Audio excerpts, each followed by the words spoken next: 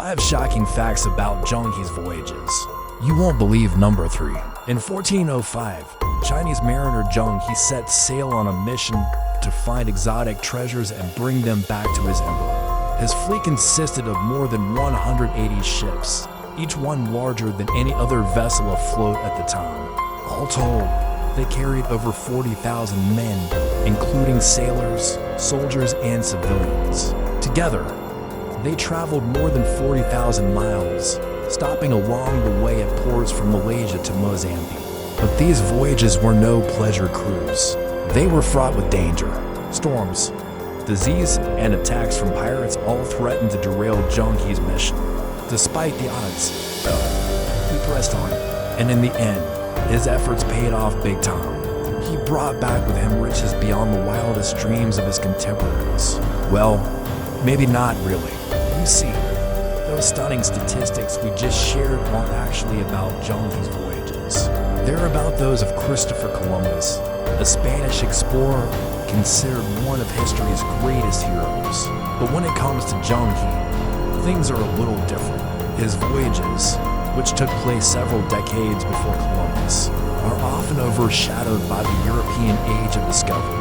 Most people know little about them, but if you ask historian Ronald Rigo, that's a real shame because Zheng He's travels were remarkable by any standard. In fact, he cites 7 reasons why Zheng He deserves to be better known. So what are they? Well, let's dive right in. Number 7, the fleet. When Zheng He sailed from China in 1405, he did so with a fleet unlike any the world had ever seen. It consisted of 60 treasure ships or joust ships, each one measuring around 400 feet in length, almost as long as the aircraft carrier the USS Nimitz.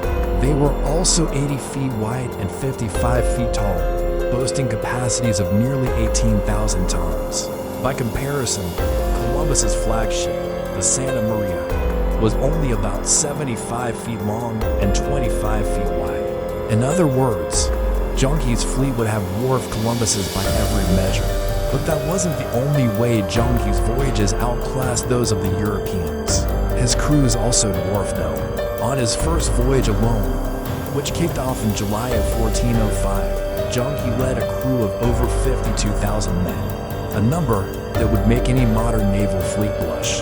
Even the largest navy in the world today, that of China itself, has only around 100,000 active personnel. No, 6, the cargo. Zheng He's fleet didn't just dwarf Columbus's in terms of size and scale. It did so in terms of cargo capacity as well. Each joust ship was capable of carrying around 400 elephants, which is pretty impressive considering the largest ship in the world today can carry only 400 cars. Put another way, if you were to load up the largest cargo ship in the world with toy elephants instead of cars, it would still hold only about a day's worth of Zheng He's hull. Not only did his ships carry 4 times as many elephants as the largest cargo ships in the world could, but they also carried 4 times as many people. That's because Zheng He's fleet wasn't just a naval operation, it was a diplomatic one as well. In addition to bringing back valuable goods for the Chinese emperor, Zheng He was tasked with making friends with foreign rulers and bringing them into the imperial fold. To accomplish that, he brought along thousands of civilians, many of whom were skilled translators, merchants, or diplomats. In fact, some historians estimate that half of Zheng He's total crew were civilians. That meant that when he arrived at a port, he wasn't just greeted by sailors and soldiers, but by scholars and statesmen. No, 5, the destinations. Like Columbus, Zheng He didn't just travel to one destination. He went on multiple voyages to various locations. His first trip, which lasted from 1405 to 1407, took him to Thailand, Malaysia, Singapore, and India. His second journey, which began in 1409, saw him visit Indonesia, Sri Lanka, and Arabia. And his third and final voyage, which started in 1413, took him to Tanzania, Somalia, and Yemen. These destinations might seem impressive, but they're not what makes them so remarkable. After all, even Columbus made it to India despite never actually realizing he'd reached the continent he thought he'd found. What truly sets Zheng He apart is that he knew exactly where he was going and how to get there. Unlike Columbus, who relied heavily on luck and guesswork, Zheng He followed detailed maps and charts created by earlier Chinese explorers. What's more, he didn't just sail along coasts or through familiar waterways. He charted new courses through uncharted seas. In other words, he wasn't just a navigator, he was a pioneer. Number 4, the navigation. Speaking of navigation, though, how exactly did Zheng He's fleet navigate the world's oceans? After all, they were sailing in a time when GPS didn't exist and compasses were unreliable. How did they keep track of their position and make sure they stayed on course?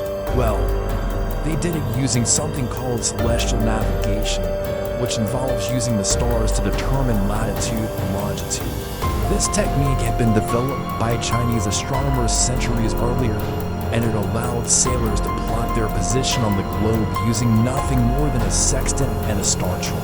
Zheng He's navigators would simply point their sextant at the North Star, then use its angle in relation to the horizon to figure out their latitude. Then they deconsult their star charts to figure out their longitude, based on the positions of other stars in the sky.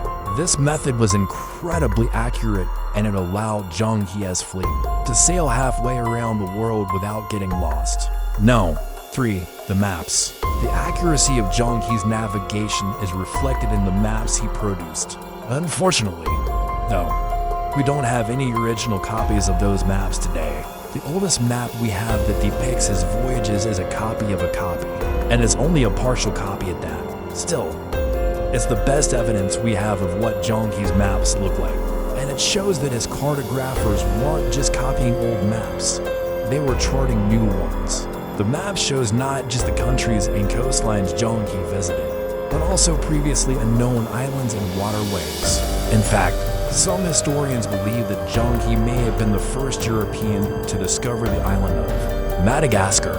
It also shows that the Chinese knew much more about the world than previously thought. Some scholars even claim that the Chinese had invented the concept of a globe more than 1,000 years before Europeans. Number 2. The encounters. Throughout his voyages, Zheng He encountered all kinds of people. He met with kings and sultans, merchants and fishermen, scholars and soldiers. But he didn't just meet them, he recorded them. As part of his mission to document the world, Zheng He's scribes recorded everything they saw and heard. They noted the customs and traditions of the people they met, the products they traded, and the languages they spoke. They also recorded everything in great detail, producing some of the most comprehensive travel logs in history. These records are invaluable to historians today because they offer a rare glimpse into the world, as it was during Zheng He's time. For example, they provide the earliest European descriptions of Southeast Asia and East Africa. They also offer a unique perspective on the culture and society of China during the Ming Dynasty. No. 1. The legacy. Despite all of his accomplishments, though, Zheng He isn't as well known as he should be. In fact, many people have never heard of him at all, and that's a shame because his voyages changed the world in ways big and small.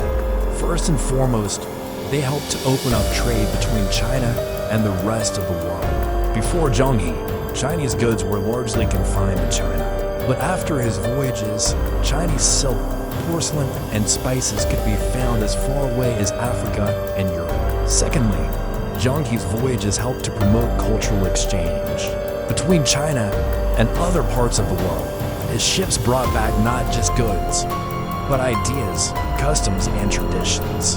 For example, Zheng He's records mention the use of Arabic numerals in China, indicating that Chinese scholars were already aware of the superiority of Arabic numerals over Chinese numerals.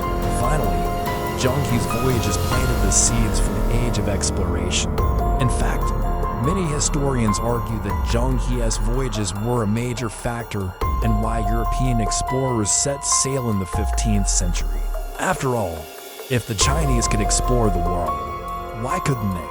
That just about wraps up our look at 5 shocking facts about Zheng He's voyages that you won't believe. If you enjoyed this video, make sure to hit subscribe so you never miss an episode.